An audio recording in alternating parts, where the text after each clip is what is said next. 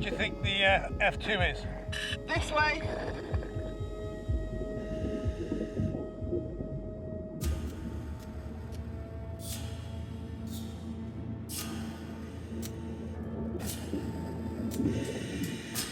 Oh, wow.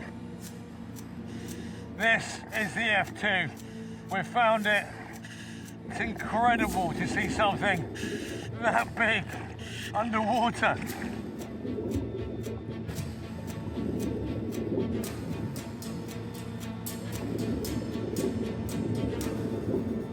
It's covered obviously in crustacea and seaweed, but it's a very, very big piece of metal.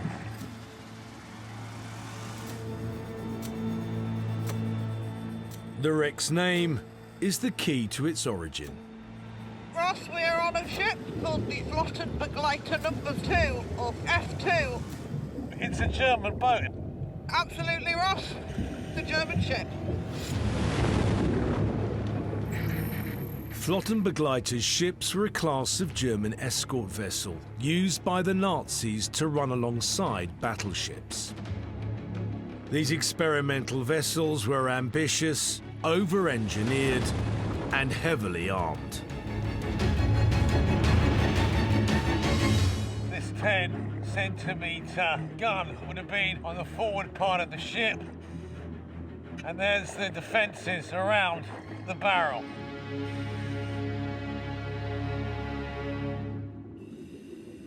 So Emily, what is the F2 doing in the home of the British Navy? Well, she was a war prize. Surrendered to the British at the end of World War II. How did she sink then? Well, that's a good question. Let's head this way towards the stern. I'll follow you. Officially, at the end of 1946, she sank in a storm. But as we push along the wreck, I see evidence that might suggest a different story. There's a big hole here. Massive hole in the side of the ship. The metal is ripped apart.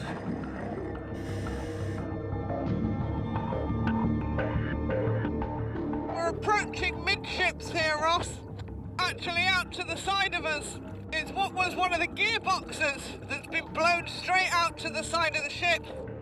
So that's a gearbox. Yeah, and on the other side of the ship, there's another one. You look at this wreck and it is absolutely smashed to pieces.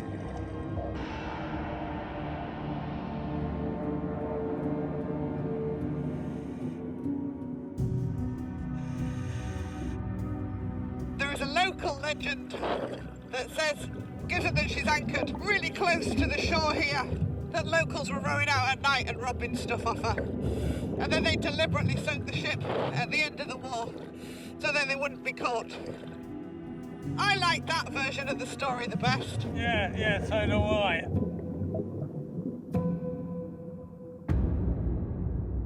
The tale of local loot reminds me of the reason I'm here. Emily, we're going to go look for some treasure. Yes, we are, Ross. Let's go. Right next to the F2 is a site where World War II servicemen used to dispose of unwanted items. Let's just have a look around, Ross. If a wreck isn't a war grave or protected, anyone can pick up artifacts as long as they report them. But due to constant tidal disruption here, seabed finds are far from guaranteed. Hang on. What's that? Just let the silt clip. This is good. This site is good. See, we've got a whole collection of stuff here.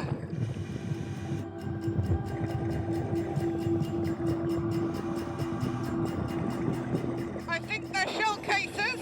Right. Let's hope it's not alive.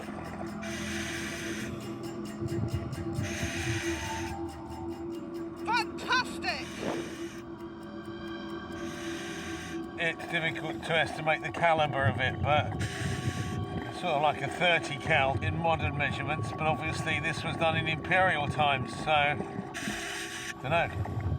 But it would have gone a long way once it was fired, that's for sure. Our first bit of treasure. I think Neil owes me a fiver.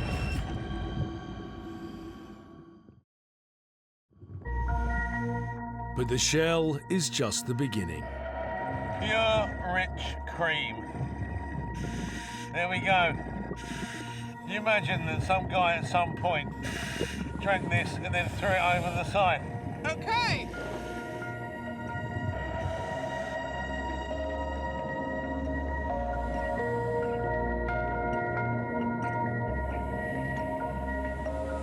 It's an earthenware jug, an earthenware bottle.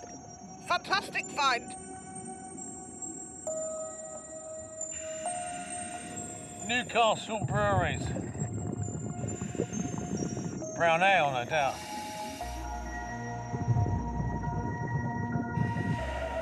Bovril. Keep you warm when you were on the bridge at night. There's one more here.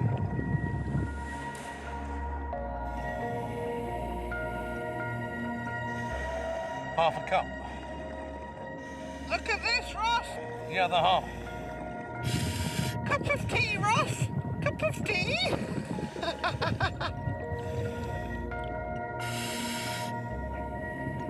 It's a lump of coal, Ross. Coal. You say it's coal? From the ship's boilers. Let's keep going.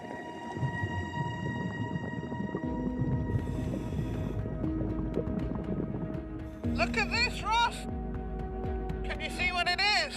Yeah, it's a pipe. It's a smoking pipe. It's interesting to think that, you know, God, what are the chances? But maybe this was thrown over the side by someone who was related to me. Probably not, I know, but it is touching history, isn't it? That's really fragile. Put that in my leg pocket here.